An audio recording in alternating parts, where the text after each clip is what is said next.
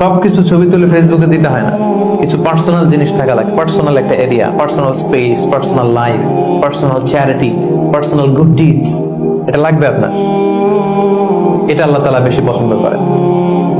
আল্লাকা সিররুন ইনদাল্লাহ বাইনাকা আনতা ওয়া বাইনাল্লাহ, এমন কোন গোপন জিনিস তোমার আর তোমার রবের মাঝে আছে যেটা তোমার রব ছাড়া কেউ জানে না? তোমার আর তোমার রবের মাঝে এরকম গোপন কোন ডিলিংস আছে যেটা কেউ জানে না?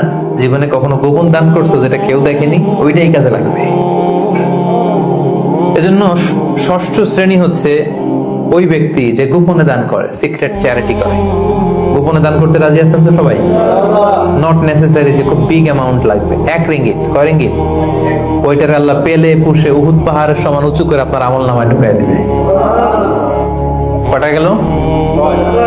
7 নাম্বার হচ্ছে রাজুলুন যাকারাল্লাহ খালিয়ান ফাফাদাত আইনা, যে ব্যক্তি গোপনে আল্লাহর জিকির করে, আল্লাহকে স্মরণ করে আর চোখের পানি ছাড়ে।